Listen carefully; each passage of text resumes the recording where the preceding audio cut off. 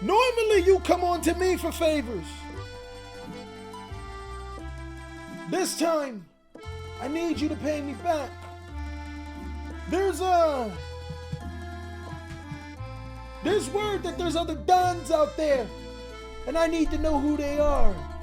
I just wanna talk, go over some things. Callie has all the information. Your job is to find out who are the other bosses and let me know. I'll take care of the rest. But until then, how's Squamata doing? What's going on with y'all, big dog? And it is an amazing day for Yu-Gi-Oh!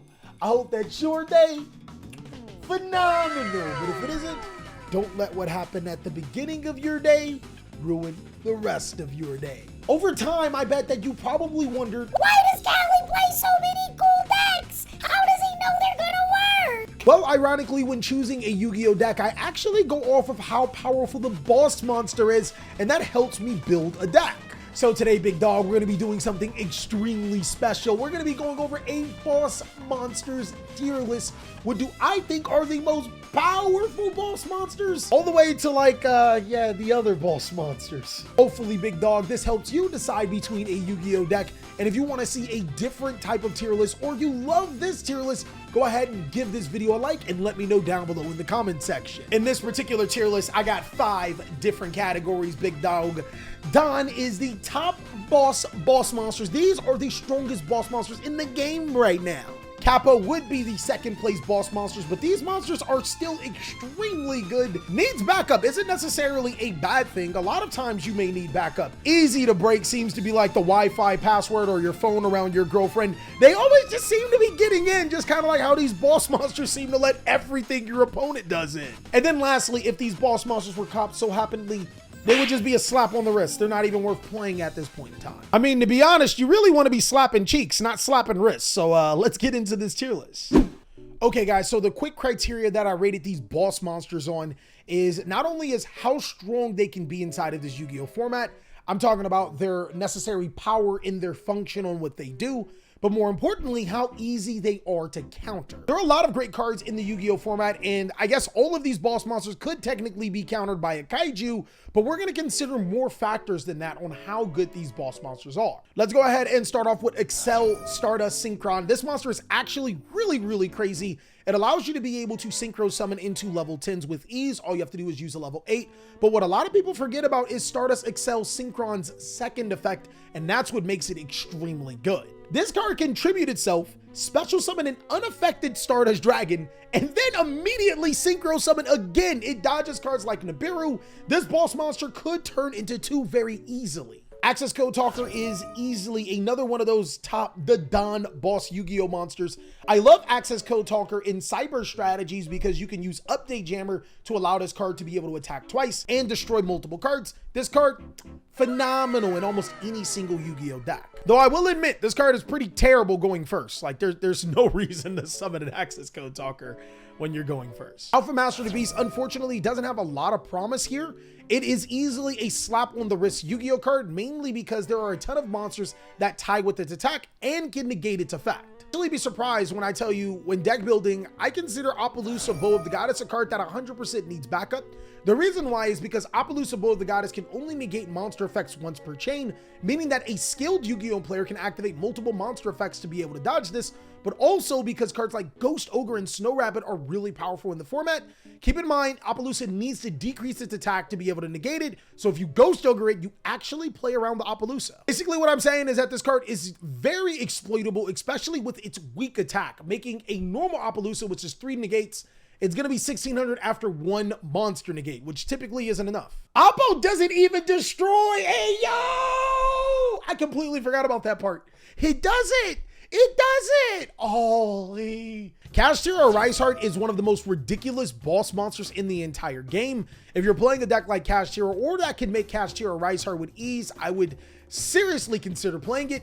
The reason why is because not only is it like a Zodiac Trident, which is a banned Yu-Gi-Oh card, it's also a Macro Cosmos, which can really work over a lot of decks without the correct counter. A Rice Heart really does not have any business being that easy to summon, my guy. Like, it says like 3 level 7s, but it also says, hey, yo, If you're playing against CHIMERA, steal their monster and use it. But on the floor is actually a great underboss right here. I don't think it's good enough to be a top boss because by itself, it only provides one negation.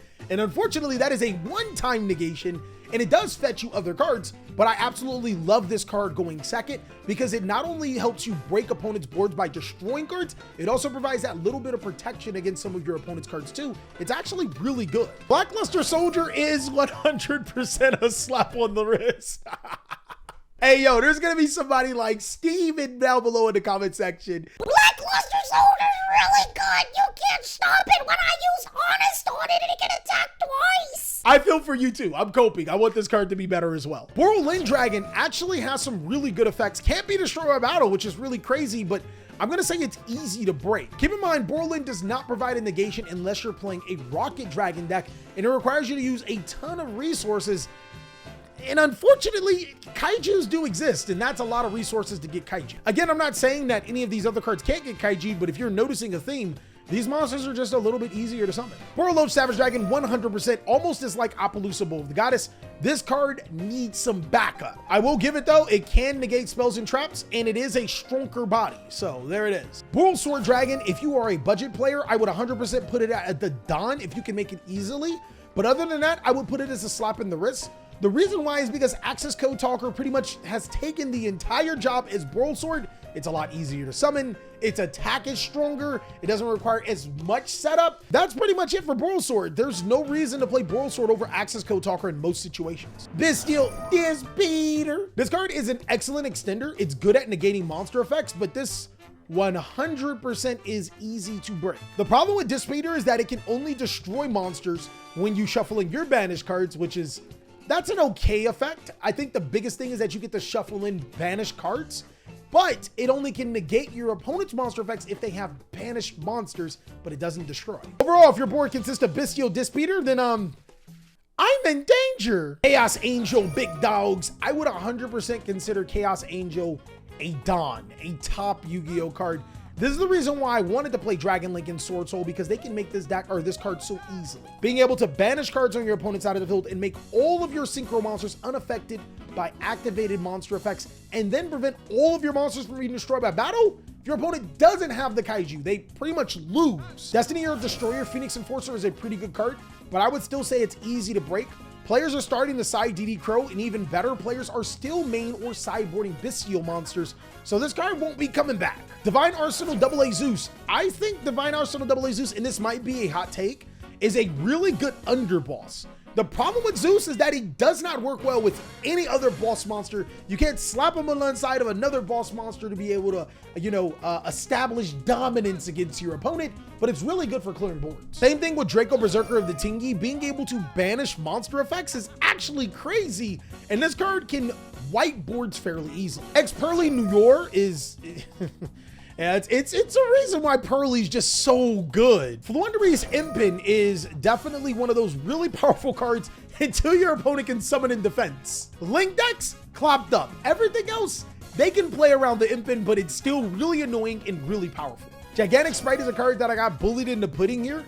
I think Gigantic Sprite is an easy to break card. The reason why is because this card really isn't a boss monster. It is a facilitator, but if somebody figures out how to use Gigantic Sprite on the opponent's turn, this card will be dope. Guardian Chimera comes out as a gigantic 3,300 attack monster that allows you to destroy and draw cards, and if Polymerization is in your graveyard, it's some even more problems. I would say that in the simplified game state, this card's really good, but if it's not, it definitely needs backup. Heretic Seal is also another Yu-Gi-Oh card that needs backup. By itself, it can disrupt and also get you a free dragon to your side of the field, but that's normally not enough. The new Ice Jade monster is extremely good on paper. It allows you to be able to banish your opponent's cards when you activate this card in response and keeps coming back. But this card does need another form of interruption just in case your opponent can play around its effects. Kudakera, the Divine Carnate, is actually insane. This is a top boss Yu-Gi-Oh card. Being able to bait your opponent's monster effects and then tribute them off, because most boss monsters themselves have effects that activate, it's pretty crazy right now. Especially since you get to take their own monster. My guy, it's just something about Yu-Gi-Oh that feels so much better when you can beat your opponent with their own card. Everybody's favorite girl, Mommy milkers. This card I would 100% say is an underboss.